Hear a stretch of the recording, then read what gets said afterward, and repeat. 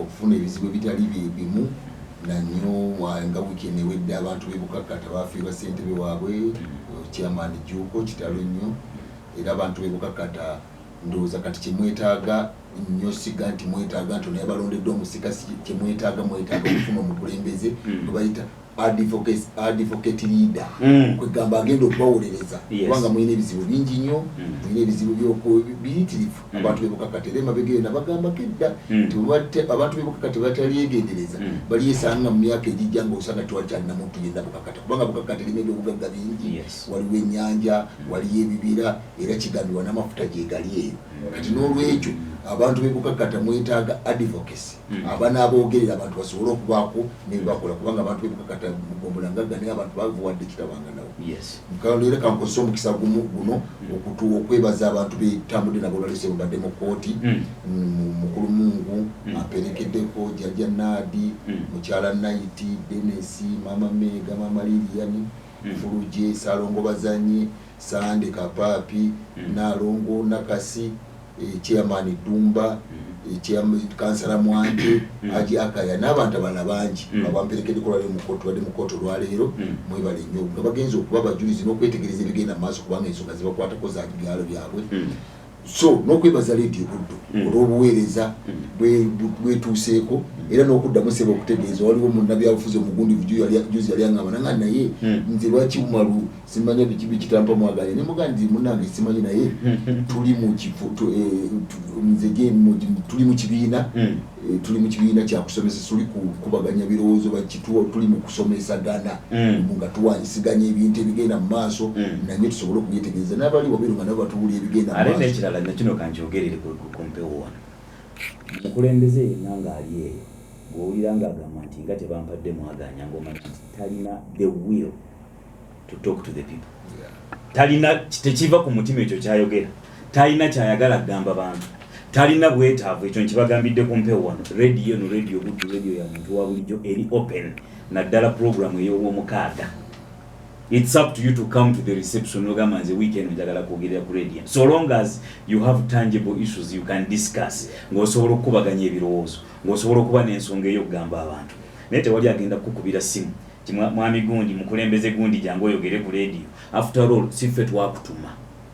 ogenda okufuna obuvunaanyizibwa obwo you chose it yourself so it's up to you kati tebaddamu bikugambe buli agwala bakikugamba ng'omanya talina byakugamba bantu kuba radio eri open kituufu absolutely. N'olwekyo bananga n'abatuuliza mu kibiina kyaffe mwebale okubanga mufaayo okutuuliza kubanga twetaaga tuwanyisiganya ebigambo sebo juzi omanyi sebo ndoza wumala ogenda olaba nalabye mu Palamenti owekitiibwa serabye tugenda kwogera ku Palamenti nalabye owekitiibwa mu Ssemujjunganda teba abalonzi be bantu abana basinze okukola omwaka guno Ssemujjunganda Deputy Speaker Tayebwa owekitiibwa Masiyasi Mpuuga ne Abdul Katuntu baganzi muweerezo wakola assessment waliwo ebibiina ebigenda nga biraba obuweereza bakaba Palamenti zikinyumu balonzeko ninamulabe ne mu Palamenti eggulo ng'aleeta ekiteeso ekyadde kigamba nti baagala okuvunaana bakaba Palamenti abagenda nga bakuŋŋaanyiza Jeno Muhoozi abawagizi mu bitundu byabwe kubanga omusajja abantu bakuŋŋaanya abantu bayitirivu nnyo nti naye omusajja namugaa nti kiri boda pepa ekyo si nsonga yaabwe so ensonga gy'oleese mukulu Umaru egamba nti Palamenti ekoleetya Palamenti basebo ne banyabo olw'okuba ffe tuli mu kibiina ky'amazima g'ebyobufuzi oba ekisomesa liyo politiiki twetaaga twogere ebintu abantu bebanga mugenda kulaba mubyerabireko namwe mubyefumitirizeeko kwegamba tuleme kuwogera bwogezi oba tuleme kutwala nti ng'ebikwate bwe byali kubanga baga nti abantu abanaafuna ebirowoozo ebipya bateeka okusoomooza ebirowoozo ebyo bibaddewo ne babintrogatinga lwaki kino kyajja kiti kino kyali kitegeeza ki era bakireeta bali bategeeza ki nekikyalina omulamwa oba kikaddiye tukizimbirako tutya tukimodifyinga tutya kati bwe tutegeera ebintu ebyo bituyamba okukola ki mu butuufu mbadde nga ngezaako okwetegereza mbadde ngezaako okugenda nga ngezaako okunoonyereza kubanga mbadde ndaba Palamenti emyaka gyonna n'owuliza Palamenti yayisiza ekiteeso kino nti oba kino tukiganye ne baga nti ebyo bonyumya mbonyumya nti oba kino tugambe tusazeewo kino amagye gave ku mazzi era tuyisize ekiteeso executive neegaana ne baga nti ebya Vinci project ye mwanyi diru tujiganye executive negative tikisoboka jagenda muki kati ya penalty kati ebintu bituwa kusomooza muki angaba abasomesa n'abayizi okugenda okukola okunoonyereza kiki ekya parliament kiki government ekola etya n'ebiringa ng'ebyo basema ne banyabo waliwo ekintu kye bali developing era waliwo lawyer gwe nadde njogera naye nanga ne mutabani we naye lawyer naga naye yasoma bwe yali akola CCCA yagikola mu separation of power nga so lawyer naye yaga nti that is what we are majoring mu research ngaki naye twagala twebuuze government eyina amasiga asatu era batugamba abasajja babitandika bakagezi munyo kati ng'omusajja omufalansa Feroce bamwita Baroni Montesquieu yatandika separation of power yali omu ku bakagezi munyo mufalansa mu kyasa kya 18 n'agamba nti government eyina amatabi asatu amatabi ago ganjawulo naye amatabi ago galina amaanyi ag'enjawulo okusobola okukyekinga buli tabi ku tabi naye ate n'omusajja n'omulala naye ajja bamwita John Stuart Millers naye n'ajja naye philosopher mu Bungereza naye mu kyafu kya 19 naye n'agamba nedda tiwabangawo kintu kye bayita separation of power wabula waliwo kintu kye bayita separation of function nti kubanga tosobola kugamba nti government ekola nga kitole kati government bange ekola nga ekitole toyina ngeri gy'ogamba nti waliwo separation of power kubanga kitegeeza nti gwe boneeyambisa amaanyi agago ng'oli parliament ganjawulo ku geyawudde government egenda kufunctioning that there will be a stalemate n'agamba n'olwekyo what is in government kyeyina nga wakanya Montesquieu n'agamba government kyeyina eyina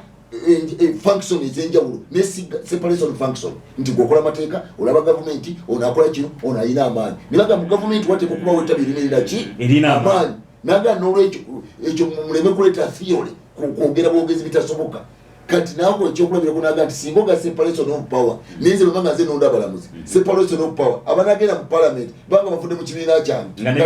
ne bibasalawo okukola mala kusalawo nti bikole nagamba eyo yali theory yali eyo okwogera bwogezi n'olwekyo tulina okukyusa ebirowoozo kitegeeza ki naye bwogenda okwetegereza muri yo politiki ekyamazima ekituufu parliament tusanaga nti parliament tabeereralulidde erina amaanyi ag'enjawulo kekano president Museveni ke yabuuza mwaka oguwedde nga bajjukira olunaku lwa Benjamin n'agamba the judiciary is independent from who kati n'olwekyo njagala okubategeeza kati twagala tukubaganya ebirowoozo ku parliament nga tumaze okitwala titukyali kyagamba nti waliwo kye bayita separation of power wabula waliwo okwawula kw'ebikolebwa mu gavumenti kubanga government ekola ki eteeka okuba n'omuntu akola ki ali waggulu kyovudde olaba era nzikiriziganya n'omusajja John Stuart philosopher omungereza agamba nti kyovudde olaba nti mu executive president alina obuyinza n'obuvetolinga parliament kyegambye kati olwaliro bayisiza ekiteeso mu parliament namuganja bamugobye bamusensalinze naye kifaanagana ng'omuntu ayogeddemu obwogezi kati president wanga tateekeza kisoni ebambuzi kubanga it is the parliament yamu approving nti abe minister kati babanga alina ensobi gyakoze kati bawandikidde era aga musaala nya tuwandikira president babata kisiimye kiba kitegeeza kati singa parliament bade n'amaanyi agaayo nti ettabi erina amaanyi yalitadde mu nkola kisazeewo netukikola ki amaanyi ago tebagalina abantu njagala tuleme kutwala butwazi ng'abayivu kubanga kino tuli mu kibiina ky'amazima ga byabufuzi tuleme kutwala butwazi nga betwawulira edda tulina okubibuuza nekiboogera kituufu because that is how we can create or that is how we can produce new ideas eziri ku mulembe era ezikkiriziganya n'ekikola ki nga zitwogera bwogezi theory kati kiba kitegeeza omusajja ministry wati kyayogera kituufu waliwo functions ezawukanye n'esi buyinza kubanga parliament kyekola bwekola etteeka president juzi bakola etteeka oba lyaki yagana oliteekako omukono era egamba nti eryokuvuba nti abasirikale bave mu mazzi nagana edda talitaddeko ki mukono kati parliament singa yo oyinza alibadde egambirawo nti nolikole which means erindira bulinzi kati omusajja bwaga nti wateeka okubawo ettabi erimu obulamuzi bwe basala omusango nti ono tumusalidde ogw'okufa president bwaga ŋŋaanyi kikomaawo era musonyi full stop kati kitegeeza ki kitegeeza nti gali amatabi abiri tigalina buyinza bwakoze eki bwakomeredde bugawulire kigamba nti separation of power kitegeeza nti amaanyi g'olina gankomeredde gakusobozesa okugusa kyosazeewo kooti bw'esalawo ekintu erindira executive ekiteeke mu nkola koti bwesala wekintu n'abali monna era olaba nti abeera wali agambye salidde gavumenti omusanvu amulinda wali musirikale ali naye gavumenti kati n'olwekyo mu bufunze katukubaganye ebirowoozo nga from that perspective nti tiwaliwo buyinza bwekoze ki bweyawulidde olaba ebigenda mu maaso palamenti bwekola ekintu nga gavumenti executive ekigaana ngegakiddemu ate byekola executive yegibiwa era yegamba nti ne sente enzikiriza ezinayogera ku ekyo kati mu bufunze ababadde balina theory abasoma amateeka abasoma governance abakola separation of power eyali mboozi kyali kirowoozo ekitatuuse na mutindo oba ekitali it was not an idea of time kati ku time gye tuliko waliwo separation of function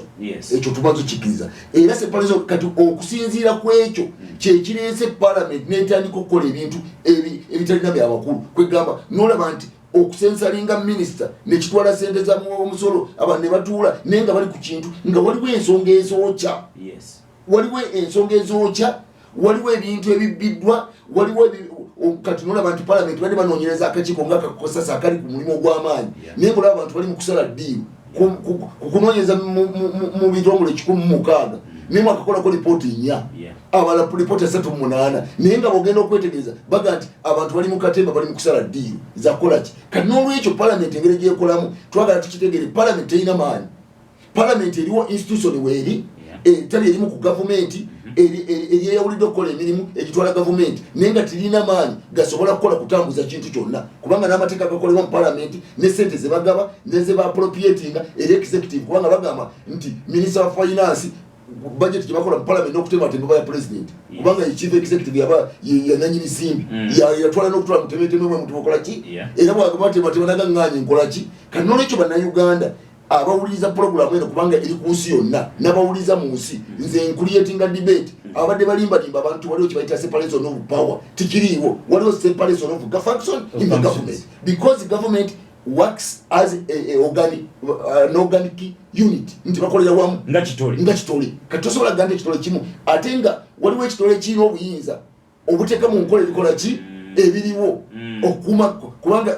olwaliyo gavumenti eyinza okubeera nga parliament eriyo kitegeeza ki you can't say that separation of power gavumenti eyinza okubeera nga tiwali kitongole kiramuzi juzi kyali mu India tosobola ganda ne gavumenti esobola tekubeera nga executive teriyo which means executive ye principal guarantor yeyina amaanyi era yeweebwa n'ebitala n'ebiso ebikuuma eggwanga okulabika nga byenforcinga ki biteeka ebiba bisaliddwawo muki munkola n'olwekyo parliament yaffe nze ndowooza obunafu bwayo kyetulina okutegeera oba kyetwaliga nti obunafu bwayo teyina maanyi wabula institution ekola emirimu gyayo okuyamba executive okutuukiriza ebigendwa byayo ekyo njagala abayivu adapting kubanga nti obunafu bwayo busibuka mu kuba nti teyina maanyi kubanga kati abantu beerima nti there are 3 functions that is separation of power nti waliwo the 3 pillars of government nti naye pillars ziriwo kukola buvunaanyizibwa naye nga obuvunaanyizibwa tusobola kubugusa kati mubutagusa buvunaanyizibwa ffe tulabango ennafu mu bunafu kubanga teyina maanyi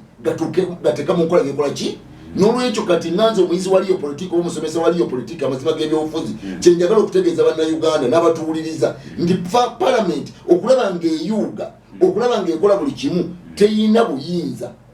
si gavumenti teyina buyinza in the formation of the government wabula yo eyeyawulidde kukola bintu byagamba ekole ne baleeta etteeka mulitukola ebintu twagala kufuga abantu bati ne baleeta kino mukitukolere bwetu twagala kukola kino bweba oluusi bwebanga bakigaani ne bakigaana bwebanga bakikiriza mujje mutubuulirizeeko mugambe kino bo bakola recommendation kati recommendation eba nga advisory note ng'ogiwadde kati era nga twagala okubeesinga abantu baffe kubanga twagala okuyamba abayivu ekimu ekibadde ekizibu kya Africa be bantu okukwata ebintu nga tukwata ebintu bukusu naye nga tubyexamininze kulaba mazima gabirimu bwowulira nti separation of power but buyinza ki kubanga we interrogate that kati naye tuddamu netwebuuza kiba tukola okunoonyereza nogane oli waga nti there is separation of function kiba kituufu kubanga parliament erina buyinza n'olwekyo parliament ginenye ekitono mukitegeera abayivu parliament esobola kukola bintu bitono si wanooka ne mu America leruddawo kyobulala nti era bateekawo nenkinyolaga omukulembeze executive ejja kuwa executive order kyekiragira ekikola nga tikiyise mu parliament nga kirifuusa etteeka ampuliriza katumusigire ekifaananyi kali ketwogeddeko nti parliament ekola ebanga ekoza advisory note ebe kuba kunonyereza nolabanga bakuna omuntu sike kifaananyi ng'omuntu abadde atambula ava Masaka agenda Kampala n'akusanga mu nnyendo n'akubuuza nti owaayi naye ng'ekkuba alimanya erigenda e Kampala nti ekkuba erisobola okuntuusa e Kampala amangu lyeririwa n'obaako ekkuba eddala ly'omulagirira eryokubiri eritali lino erya bulijjo n'omuleka n'agenda n'okubira ali e Kampala gw'alagiridde noga nti mwami Kizito ajja tuuka bukyali kuba mulagiridde ekkubo eryanguwa naye nga Kizito waddembe okukwata ekkubo lyo oba obutalikwata waddembe okukwata ekkubo lyo otakolaki kati olaba nti kooti bwesalawo nega Kizito wali tumusalidde ogw'okufa executive nga tumusonyiye age kyolaba nti kooti eyinza nti olwaleero onoguli ayikooti ono tumuwadde akakalu ka bbeeyo afulume executive nega nti asigale mu kkomera n'asigalayo tesobola kumugjayo kati kitegeeza teyina buyinza in actual sense intellectually teyina buyinza because singa badde n'obuyinza ekigambo kyayo kyali badde nga kyankomeredde. That is what they say separation of power, but power obuyinza obutasobola ku implementinga kyebugamba tibuba buyinza. Omanyi mu bitendo bya Katonda mu Qur'an mulimu enda kuyigirizayo bibiri leero nga bya Luarabu yayita Al-Aziz mu Luzungu ye Maite. Maite kitegeeza kimu omuntu obunaggwana omuntu w'amaanyi kirimanyi ali ku top ekyo kitendo kya Allah erinnya lyeyita mu Qur'an erinnya eddala Al-Kahhar omukasi w'embeera yateeka mu nkola kyagambye akusibira mu bwavu nga tobwagala n'obuwangalira nakuleetera ekirwadde nekikuzuzumbya emyaka n'emyaka kusalawo bwate bwasazeewo kati bwayita Alpha and Omega yatandikirwako Yakobo so ne parliament bwe yali badde singa badde n'amaanyi gano ag'enkomerere naye kati banga tesobola ekyo nga tekiina kiba kitegeeza kyobola nti bwaga Westminster olaba kati nga mu Bungereza balina kibayita Westminster bagamba nti omukulembeze alondebwa mu parliament era parliament bwesalawo nti prime minister tumugobe tasulawo okitegedde ekyo neka parliament bwekuba akalulu saawa eno nega nti oyo tumugobye terindira kirala naye kati parliament bwesesalinga omuntu saawa eno oba tugobye president kubeerako subject nti tikiba kyenkomeredde baga nega tikisoboka tikiri automatic naye mu Westminster nti parliament nga yekola ebitambulira muyo kati nga Bungereza yo terina presidential line erina parliamentary democracy nti omukulembeze alondebwa kuva mu parliament kati abo bayinza bamugoba baba n'obuyinza obukola ekyo kati n'olwekyo parliament zaffe zino oba ekyo kati nga olibaga nti obuyinza bwa kooti obuyinza bwa kooti omulamuzi alondeddwa abakulembeze executive omulonze naye obuyinza bwa kooti buli subjected who is enforcing olaba kubanga kati debate weri bagala kola world order bagala kola government emu mu nsi yonna naye kati beebuuza ani agenda okuenforcinga ne zino NGO z'amaanyi olwokugabira ebitongole ebyenjawulo ebiri mu nsi yonna byamaanyi naye ekibireetera okusoomooza tibalina buyinza buenforcinga bibagamba kubanga bayinza okusalawo balina sente balina buli kimu but ani enforcing enforcement yebibasalawo depending government oba government gyezisangibwa kati n'olwekyo basebo ne banyabo parliament mulebe ginenya nnyo nze mukutegeera okwange kubanga parliament erina buyinza si buyinza tebulina nti kubanga wano bagambye mu nteekateeka ya government the government formation or the function of government parliament does not have power. Why? Because terina buyinza bwekomeredde ku implementinga kibasazeewo. Therefore parliament ina what they call separation of function nti bagabanyamuki bagabanya ebikolebwa kati bamagabanya ebikolebwa ate ne bakola babibawa buwi naye jukira nti executive yekola parliament sebe gibo gibiwa ne judiciary parliament good executive yekola sebe gibiwa naye ate executive yewaba ngakola ki bakola ye mwati kola neteeka yekwata omunne mutwalayo taputa kubanga judiciary betwetinga between omuntu ku muntu ne government n'abantu n'ebingange bino kutaputa amateeka kati kitegeeza n'omuntu agendayo government yiba kukoze ki emututeyo bwanga si emututeyo n'omuntu alizo kutwala omuntu munne kuki ku munene kati so n'olwekyo ebyo twagala tutegere nti parliament yaffe tugirenye kitono amaanyi gayo matono mu nteekateeka ya government am creating this debate tukola debate eno mu kibiina kyaffe kye tulinamu abeeyita nti bayivu abeeyita nti bamanyi we can prolong this debate okusobola okutuyamba tuleme kubanga tuli ku kikwate nti banange separation of power era ino bwiza kubanga ekyo kibuza abantu ate ffe tusomesa ebintu ebigenda okubayamba banalizing ebintu from a practical point of view kubanga kigenda okuyamba ensi ogenda mu maaso. Oli ku radio Buddu ey'omuntu wa bulijjo ampuliriza webale kubanga ogoberera eddakiika ziri 32 ze zaakayita ku ssaawa emu ey'olweggulo. Tugenda kuwummulamu katono nnyo ate bwe tuvaayo tujja kuleeta ensonga endala eyo tugiwunzikira awo katujje tuvaawo.